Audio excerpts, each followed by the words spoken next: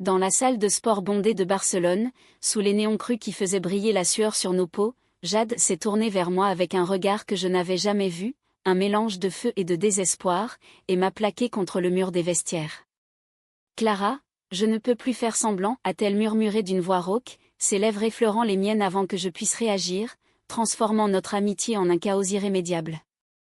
Et là, dans ce baiser volé, tout mon monde a basculé, comme si les vagues de la Méditerranée venaient de s'écraser sur les remparts de mon cœur. Clara avait toujours aimé les matins ensoleillés de Barcelone, cette ville adoptive où elle s'était installée pour fuir les ombres de son passé parisien. À 25 ans, avec ses cheveux courts châtains et ses yeux verts perçants, elle incarnait cette élégance discrète que les Français portent comme une seconde peau, même sous le soleil ardent de l'Espagne. Elle travaillait comme traductrice freelance, naviguant entre les langues avec la fluidité d'un fleuve, mais son vrai refuge était la salle de sport, un havre de sueur et de discipline où elle pouvait oublier les cœurs brisés. Jade, sa meilleure amie, était l'opposé parfait, blonde aux cheveux ondulés, peau hâlée par les plages catalanes, 24 ans d'énergie débordante. Hétéro assumée, elle sortait d'une relation tumultueuse avec un Espagnol charismatique nommé Miguel, un artiste de rue qui peignait des fresques sur les murs de la Rambla. Elles s'étaient rencontrées lors d'un cours de yoga, et depuis, leur séance à la gym était devenue un rituel sacré. « Viens, Clara, on va se défouler », disait toujours Jade avec son sourire contagieux, ignorant peut-être les regards que Clara posait sur elle, ces regards chargés d'un désir qu'elle n'osait nommer. Ce jour-là, l'air était lourd d'humidité, comme si la mer toute proche conspirait avec le destin. Elles avaient enchaîné les séries de squats et de cardio, riant des grimaces de l'une et de l'autre. Mais dans les vestiaires, alors que Clara se changeait, Jade s'était approchée, trop près, son souffle chaud sur la nuque de son amie. « Tu sais, Clara, parfois je me demande si la vie n'est pas faite pour nous surprendre » avait-elle dit, sa main effleurant le bras de Clara. Et puis, ce baiser. Brutal, inattendu, comme une tempête en pleine mer calme. Clara recula, les yeux écarquillés. « Jade, qu'est-ce que tu fais ? » « Tu es. » « Tu as Miguel, » balbutia-t-elle, le cœur battant la chamade. Jade, les joues rougissantes, secoua la tête. « Miguel ? C'est fini. Et toi ? Toi, tu es là depuis toujours. Je ne sais pas ce qui m'arrive, mais je ne peux plus ignorer ça. » Les mots flottaient dans l'air moite, chargés d'une électricité palpable. Clara, qui avait toujours caché son attirance pour les femmes, se sentit vulnérable, exposée. Était-ce un piège du destin ou une illusion ? Les jours suivants furent un tourbillon. Elles se revirent en dehors de la gym, flânant dans les ruelles du Bari gothique, où les pierres anciennes murmuraient des secrets oubliés.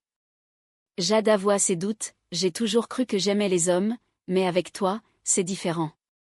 C'est comme si tu voyais en moi des parties que personne d'autre ne touche. » Clara, prudente, répondit avec cette réserve française qui masquait ses tempêtes intérieures. « L'amour n'est pas un jeu, Jade. Il peut blesser. » Mais le soir venu, sous les lumières tamisées d'un bar à tapas, leurs mains se frôlèrent, et Clara céda. Leur premier vrai baiser fut doux, explorateur, comme une danse andalouse. Pourtant, les ombres planaient. Miguel réapparut, envoyant des messages suppliants à Jade.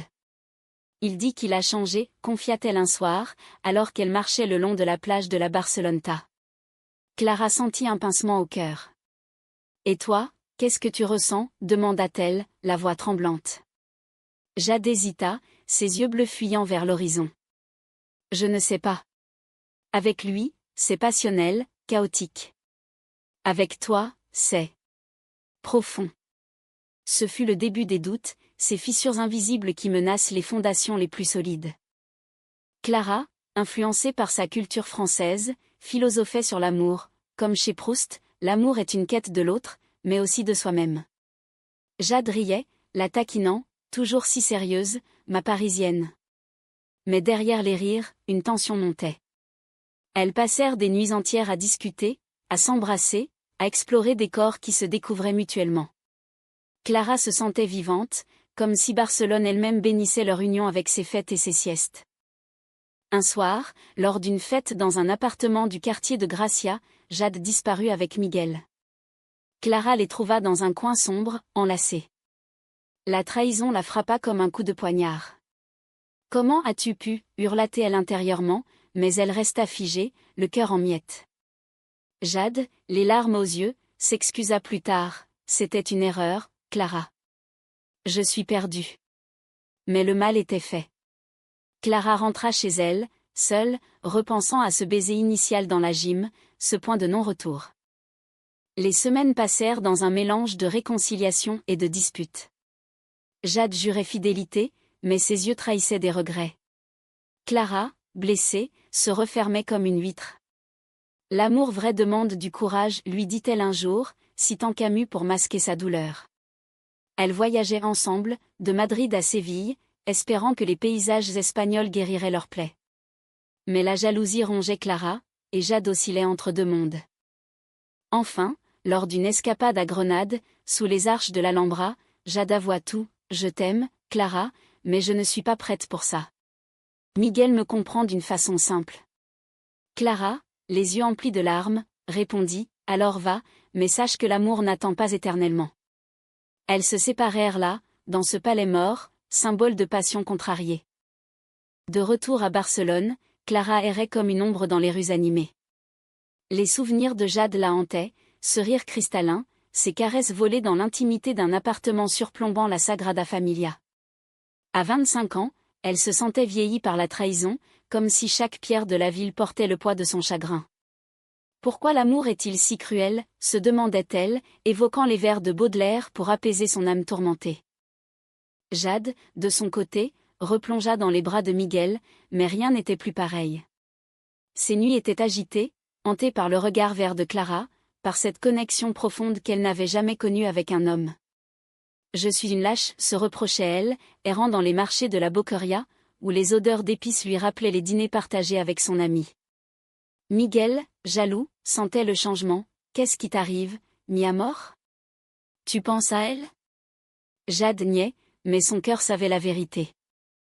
Un jour, Clara reçut un message, rencontrons-nous. J'ai besoin de te parler. Elles se retrouvèrent dans un café du Passeig de Gracia, sous les ombres des bâtiments modernistes de Gaudí. Jade était pâle, ses cheveux blonds attachés en un chignon négligé. Clara, je n'arrive pas à t'oublier. Miguel. C'est une erreur. Clara, le cœur serré, répondit avec sagesse, l'amour n'est pas une erreur, Jade. C'est une découverte. Elles parlèrent des heures, déversant des confessions comme un fleuve en crue. La réconciliation fut lente, comme une valse hésitante.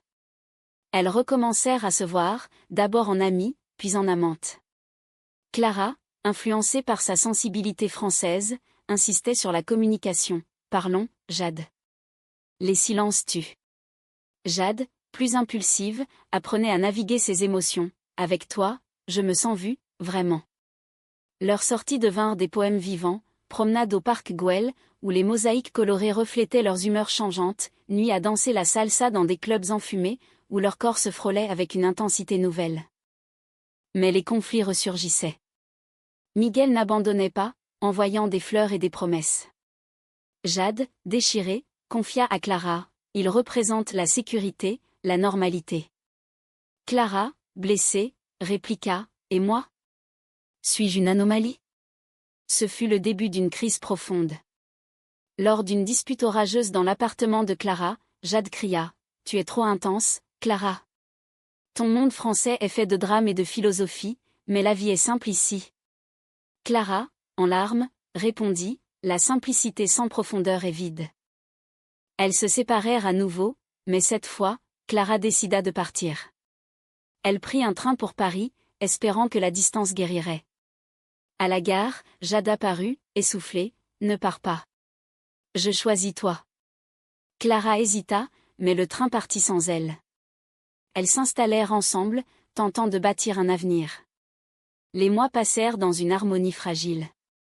Clara enseignait à Jade les subtilités de la littérature française, lisant ensemble des passages de Colette ou de Sagan, qui parlaient d'amours interdites et de libertés conquises. Pourtant, la trahison latente refit surface. Lors d'un voyage à Valence pour les Fallas, Jade reçut un appel de Miguel. Clara surprit une conversation ambiguë, « Je t'aime encore, mais… » Furieuse, elle confronta Jade, « Combien de fois vas-tu me trahir ? Jade, en pleurs, à voix, je suis confuse. Je pensais être hétéro, mais toi. Tu as changé tout. Ce fut le climax, une nuit de cris et de larmes, où les vérités éclataient comme des feux d'artifice. Clara, épuisée, proposa une pause, réfléchissons. L'amour vrai naît de la clarté. Jade accepta, mais son cœur saignait. Seule, Clara se promena dans les orangerais de Valence, méditant sur la nature humaine, comme chez Sartre, nous sommes condamnés à la liberté, mais elle est terrifiante. Jade, de son côté, consulta une thérapeute, explorant son identité. Je suis bisexuelle, peut-être réalisa-t-elle, un pas vers la vérité. Elles se revirent à Barcelone, transformées. Jade déclara, je t'aime, Clara, sans réserve. Clara, prudente mais émue, répondit, prouve-le. Elles reconstruisirent, brique par brique, un amour plus fort. Les amis les soutenaient, dans cette Espagne ouverte aux diversités, où les prides parades coloraient les rues. Clara sentait une pénètre, comme un lever de soleil sur la mer. Mais le destin testa leur lien une dernière fois. Miguel, obsédé, confronta Jade dans un bar. Choisis-moi, exigea-t-il. Jade, ferme, répondit, non. Mon cœur est à Clara. Il partit, vaincu. Ce soir-là, Jade rentra et serra Clara dans ses bras, c'est fini. Pour de bon. Avec le temps, leur relation s'épanouit comme une rose sous le soleil espagnol. Clara et Jade louèrent un petit appartement dans le quartier d'Elborn, où les balcons fleuris surplombaient des places animées. À 25 et 24 ans, elles apprenaient à naviguer les eaux troubles de l'amour lesbien dans un monde encore parfois hostile. Clara, avec son accent français chantant, organisait des dîners où elles invitaient des amis queer, discutant de droits et de rêves autour de vins catalans. Jade, libérée de ses doutes, embrassait pleinement son identité. Grâce à toi, je me sens entière, disait-elle souvent, ses yeux bleus brillant d'une nouvelle assurance. Elle voyageait, un week-end à Ibiza pour danser jusqu'à l'aube, un séjour à Bilbao pour admirer le Guggenheim, où l'art moderne reflétait leurs âmes entrelacées. Clara écrivait un journal, capturant ces moments, l'amour est un art, comme chez Matisse, fait de couleurs vives et d'ombres subtiles. Pourtant, des défis persistaient. La famille de Jade, conservatrice et espagnole, apprit la nouvelle. Sa mère, choquée, appela, c'est une phase, mi-hija. Revient à la raison. Jade, blessée, se tourna vers Clara pour du réconfort. Ils ne comprennent pas, murmura-t-elle. Clara, ayant affronté des rejets similaires en France, répondit avec empathie, le temps guérit, ou du moins, adoucit. Comme chez Beauvoir, nous devons affirmer notre existence. Elles affrontèrent cela ensemble, Jade coupant les ponts temporairement pour protéger leur bulle. Un jour, lors d'une manifestation pour les droits LGBT à Madrid, elles marchèrent main dans la main, drapeau arc-en-ciel flottant. C'est pour nous, pour toutes, dit Clara, émue. Jade l'embrassa publiquement, un acte de bravoure qui scella leur engagement. De retour à Barcelone, elles parlèrent d'avenir, mariage, peut-être, ou adoption. Imaginons une vie ensemble, rêva Jade. Clara sourit, elle est déjà là. Mais la vie, imprévisible, apporta un nouveau tourment. Clara reçut une offre d'emploi à Paris, une promotion irrésistible. C'est mon rêve professionnel, confia-t-elle à Jade. Celle-ci, paniquée, répondit, et nous? Tu vas me laisser? Ce fut une nouvelle crise, écho de trahison passée. Clara, déchirée, pesa les options, l'amour n'est pas un sacrifice total. Peut-être pouvons-nous essayer la distance. Jade, en larmes, cria, non. J'ai déjà perdu trop. Elles passèrent des nuits à débattre, comme des philosophes antiques. Jade proposa, viens avec moi à Paris. Mais Jade avait son travail à Barcelone, ses racines. Clara, influencée par son héritage français, voyait l'opportunité comme une libération, comme chez Gide, il faut oser le saut. Finalement, Jade céda, allons-y ensemble. Je t'aime assez pour ça. Elles déménagèrent, fusionnant leurs mondes, l'Espagne ardente et la France élégante. À Paris, sous la tour Eiffel scintillante, elles redécouvrirent l'amour. Jade apprit le français, riant de ses erreurs, tandis que Clara la guidait dans les musées. Regarde, c'est comme nous, un mélange improbable mais beau, dit-elle devant un tableau de Picasso. Jade, adaptative, trouva un job dans un café branché, où elle charmait les clients avec son accent espagnol.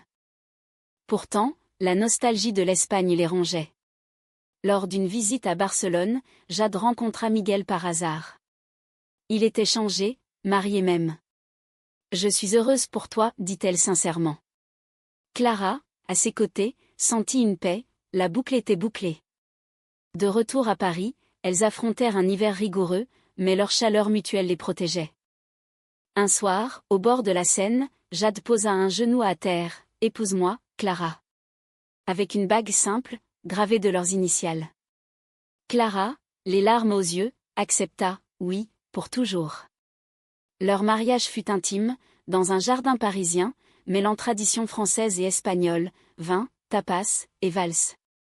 Les familles, réconciliées, assistèrent, apprenant la tolérance. Mais la vie n'est pas un conte de fées. Jade tomba malade, un cancer détecté tôt. Clara, terrifiée, la soutint, nous vaincrons ça ensemble. Les traitements furent durs, mais leur amour grandit dans l'adversité. Tu es ma force, murmurait Jade. Clara, veillant à son chevet, repensait à ce baiser initial dans la gym, le début d'une odyssée. Guérie, Jade émergea plus forte. Merci d'avoir cru en nous, dit-elle. Clara répondit, l'amour est humain, avec ses failles et ses triomphes. Elles retournèrent en Espagne pour célébrer, dansant sous les étoiles de Barcelone. Des années plus tard, Clara et Jade, maintenant dans la trentaine, vivaient entre Paris et Barcelone, un pied dans chaque culture. Clara avait publié un roman inspiré de leur histoire, un best-seller qui touchait les cœurs avec sa prose poétique, évoquant les luttes des amours lesbiennes dans un monde en évolution. C'est notre legs, disait-elle à Jade, qui travaillait désormais comme activiste pour les droits LGBTQ en Espagne. Leur vie était un équilibre délicat, des voyages, des amis, et une petite fille adoptée, nommée Luna, symbole de leur union. Elle nous unit plus que tout, confiait Jade, berçant l'enfant. Clara, maternelle, lisait des contes français à Luna, instillant des valeurs d'ouverture et d'empathie. L'humanité commence par l'acceptation, philosophait-elle, fidèle à son héritage. Pourtant, les souvenirs des trahisons passées ressurgissaient parfois, comme des fantômes bienveillants. Lors d'un anniversaire, Jade avoua, « J'ai failli tout perdre par peur. » Clara, sage, répondit, « Mais tu as choisi le courage. C'est ce qui compte. » Leur amour, forgé dans le feu des conflits, était devenu un phare pour d'autres, elles organisaient des ateliers, aidant des jeunes femmes à naviguer leurs identités. Un jour, à Barcelone, elles retournèrent à la salle de sport où tout avait commencé. « Regarde-nous maintenant, rit Jade, essuyant la sueur de son front. » Clara l'embrassa doucement, de l'amitié à l'éternité. Elles s'entraînaient ensemble, plus fortes, leurs corps marqués par le temps mais leurs âmes intactes. Le point culminant vint lors d'une crise personnelle, Clara perdit son emploi, plongeant dans la dépression. « Je me sens inutile, confia-t-elle. Jade, pilier, la soutint, tu es tout pour moi. Reposons-nous sur nos racines. » Elles partirent en retraite à la campagne andalouse, où les oliviers centenaires murmuraient des leçons de résilience. Là, Clara redécouvrit l'écriture, produisant un nouveau livre sur la persévérance. De retour, leur lien s'approfondit. L'amour n'est pas statique, il évolue, dit Clara, citant Yourcenar. Jade acquiesça, et le nôtre est immortel. Elles adoptèrent un deuxième enfant, un garçon nommé Sol, complétant leur famille arc-en-ciel. Mais la vie, imprévisible, apporta un dernier test. Jade reçut une offre pour un poste à Madrid, loin de Paris. C'est une opportunité, dit-elle. Clara, écho du passé, répondit, allons-y ensemble. Elles déménagèrent, fusionnant vie et rêve. À Madrid, elles s'impliquèrent dans la communauté, organisant des événements pour promouvoir l'égalité. Des années passèrent, et vieillissantes, elles regardaient en arrière avec gratitude. De ce baiser volé à cette vie partagée, murmura Jade un soir, sur un balcon surplombant la Puerta del Sol. Clara, les cheveux grisonnants, répondit, c'était écrit dans les étoiles, ou peut-être dans nos cœurs. Leur histoire devint une légende discrète, inspirant d'autres. Luna et Sol grandirent dans l'amour, apprenant que les relations humaines transcendent les étiquettes. Soyez vrais, leur disait-elle. À la fin, lors d'un coucher de soleil sur la Méditerranée, Jade serra la main de Clara. Merci pour tout. Clara, émue, répondit, non, merci à toi d'avoir osé.